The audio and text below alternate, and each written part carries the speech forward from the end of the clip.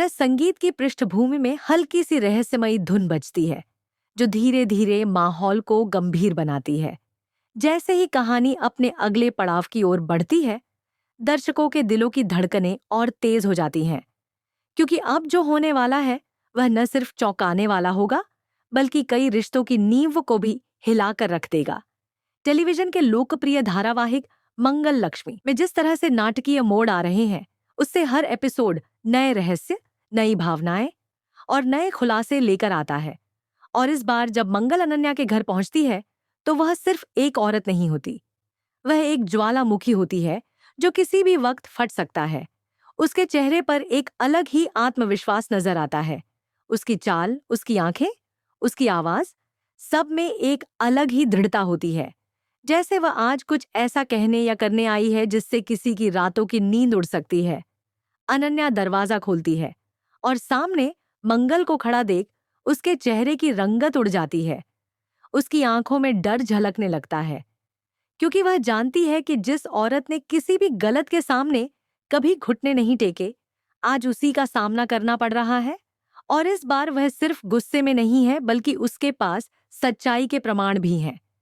मंगल अंदर आती है और सीधे अनन्या को ललकारते हुए कहती है कि अब बहुत हो चुका। अब सच को दबाना आसान नहीं। अब आदित्य को इंसाफ मिलेगा और उसका नाम फिर से साफ किया जाएगा। उसकी बेगुनाही का सबूत अब सामने आएगा। अनन्या के चेहरे पर पसीने की बूंदें छलकने लगती हैं, क्योंकि उसे एहसास हो जाता है कि खेल अब हाथ से निकलता जा रहा है। पर असली मोड़ तो तब आता है जब कैमरा थोड़ा पीछे हटता है और दिखाता है कि इस पूरी बातचीत को कोई छिपकर सुन रहा है।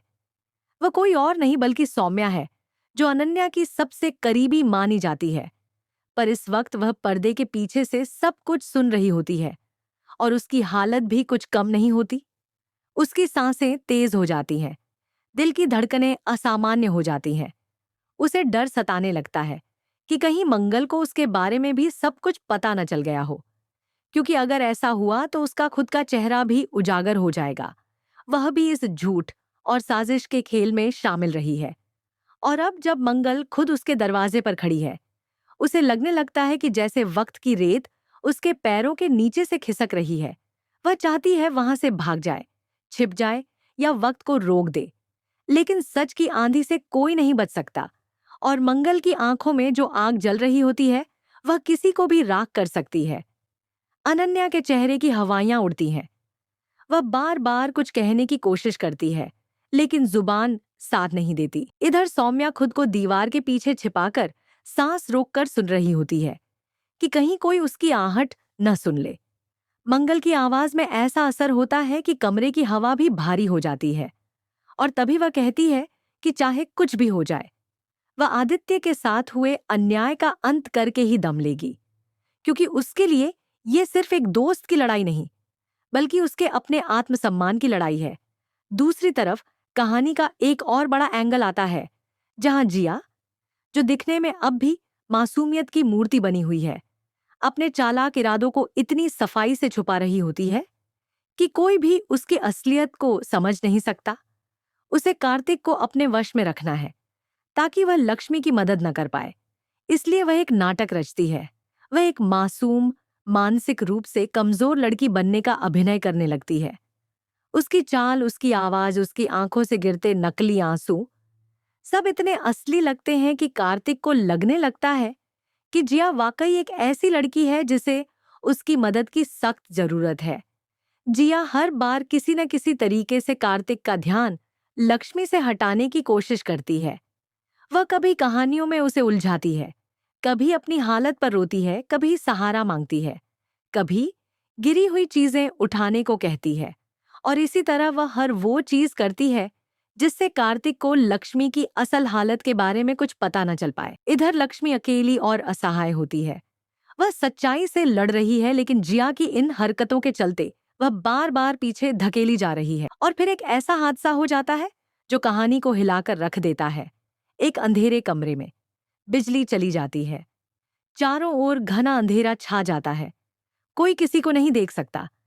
इसी अंधेरे में लक्ष्मी गलती से फिसलकर एक पुराने संदूक में गिर जाती है और संयोगवश वह संदूक अपने आप बंद हो जाता है। अब लक्ष्मी उस छोटे से तंग डिब्बे में कैद है। उसकी आवाज बाहर नहीं जा पा रही। वह जोर जोर से चिल्लाती है, दरवाजा पीटती है, लेकिन बाहर कोई सुन नहीं रहा। वह पसीने से तर हो जाती है। उसकी सांसें तेज हो जाती हैं। उसे घुटन होने लगती है। वह बार बार भगवान से प्रार्थना करती है कि कोई उसे बचा ले। वहीं दूसरी तरफ कार्तिक को उसकी कोई खबर नहीं, क्योंकि जिया ने उसे फिर से अपनी बातों में उलझा लिया होता है। और जब उसे एक हल्की सी आवाज सुनाई देती भी है तो जिया कहती है कि शायद उसे भ्रम हो रहा है। इधर मंगल की लड़ाई अब और भी तीव्र होती जा रही है, क्योंकि अब वह सिर्फ अनन्या से नहीं बल्कि उस पूरे सिस्टम से लड़ रही है जिसने आदित्य जैसे निर्दोष को अपराधी बना दिया, उसे समाज की नजरों में गिरा दिया। और अब जब सच सामने आने की कगार पर है, अनन्या और सौम्या दोनों के पास बस एक ही रास्ता बचता है। या तो अपना गुनाह कबूल करे या फिर और झूठ की दीवार खड़ी करे। पर हर दीवार एक दिन गिरती है, और अब वो दिन दूर नहीं जहां सच का उजाला झूठ के हर कोने में रोशनी करेगा।